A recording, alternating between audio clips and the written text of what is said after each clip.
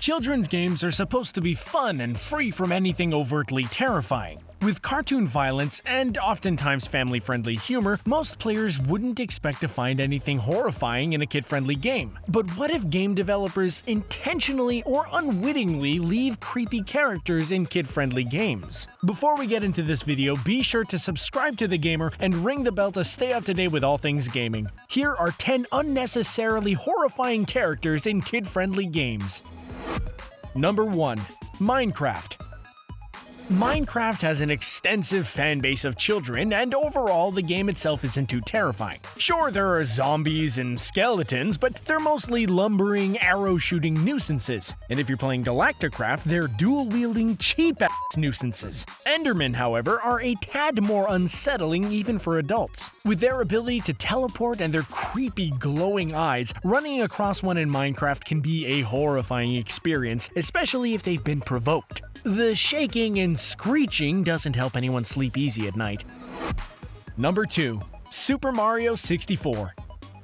The entire Mario Bros. Franchise is basically synonymous with kid-friendly gaming. As one of Nintendo's flagship titles, any of the Mario games can be enjoyed by gamers of all ages, so it's a bit unnerving to see Super Mario 64 on this list. The game itself isn't scary at all until players reach the Boo's Mansion level. Sure, the haunted houses in Mario games are a little creepy, but nothing on par with Gmork. That is, until Nintendo jump scares players out of their overalls when a piano suddenly jumps to life and starts biting around like a mimic unleashed.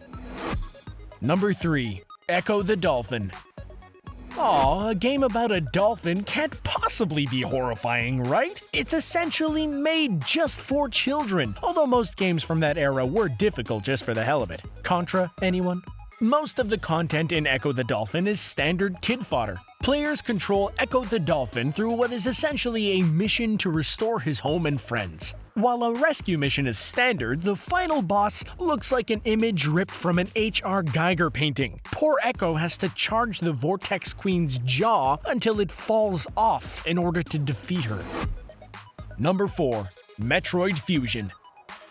Metroid Fusion is another standard Metroid title. As Samus, players navigate around on the map, exploring the area and doing regular Samus things. However, Metroid Fusion wastes no time getting creepy. After the first mission, players will attempt to descend in an elevator. When nothing of note happens, players may think that the game froze right up until Samus bursts through a wall on the main deck. While this Samus is no longer the same Samus, it's what happens next that's a bit unsettling. After taking a few steps forward, she very slowly and deliberately turns to look directly at the player, and man, that slow zoom! As a 2D side-scroller, a Metroid title suddenly breaking the fourth wall is unexpectedly creepy.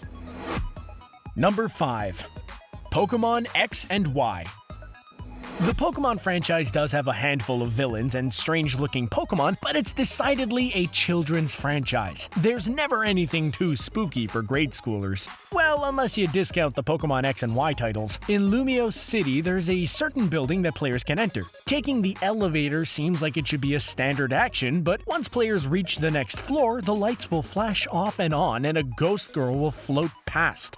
Probably not too scary for adults, but it might be a bit much for children. Ah, who am I kidding? It's creepy as hell. Number 6. Donkey Kong 64. It's pretty much a given that most Nintendo games are family-friendly. There's usually nothing too frightening in any given Nintendo title, which is probably how they became synonymous with kid-appropriate content. While Donkey Kong 64 is basically kid-friendly, the third boss battle is a bit horrifying, especially if you're not a fan of clown-like creatures, and let's be totally honest, who the hell is? No one likes Jack in the Boxes, and Mad Jack is no exception. His appearance is creepy for a children's game, and his laugh, along with his manic jumping, might be too much for some kids to handle. Number 7. BANJO-KAZOOIE. BANJO-KAZOOIE is essentially a brightly colored children's game that follows the adventures of a bear and a bird. Nothing creepy about that, right? Well, nothing good ever comes from a water level, so keep that in mind. Heading through a tunnel into Clanker's corridor, players will find themselves face to face with Clanker, a giant mechanical shark-like creature. Fortunately, he's not really a villain, but coming across this giant shark with very obviously sharp teeth might unintentionally scare children. Number 8. Star Fox 64. In spite of the space battles, the Star Fox series did have some adorable characters, including the title character and most villains. So it's understandable that children would want to play this game, and there's really nothing scary about it up until the final boss. Andross is, well, apparently an ape head. A floating ape head with hands. He looks like a reject from one of the Planet of the Apes movies for starters. Coming across Andross can be pretty unsettling. That's not even his final form, depending on the difficulty level, and believe it or not, it just gets weirder. Number 9. The Legend of Zelda: Majora's Mask. Alright, so this entire game is basically filled with nightmare fuel. While most Legend of Zelda games are a little creepy, it's nothing that should be too much for children to handle. Since there are so many horrifying moments in Majora's Mask, we'll just list one, and I know what you're about to say, but it won't be the moon. When players reach the end, where they assume that there would be a dungeon boss, they're instead dropped in a beautiful field with little children wearing masks running around. Oh, but they're not just any masked children. They're all sporting a mask of each of the dungeon bosses from the game, so they're basically all of the people Link has destroyed previously. Even more unsettling, the 5th child wearing Majora's Mask wants to play, and as it turns out, his mask comes off and Link has to do battle once again. Number 10. EARTHBOUND. The game itself looks pretty cheerful. The main character, Ness, investigates a meteor crash and enlists a group of pals to help him on his quest. However, there's that whole embodiment of evil business to deal with in the form of Gigas. Evil isn't anything new, even to children's games, but the visuals of encountering Gigas are beyond unsettling when compared to the rest of this seemingly adorable game. His entire endgame is to cause people and animals to become violent. Gigas just wants to watch the world burn.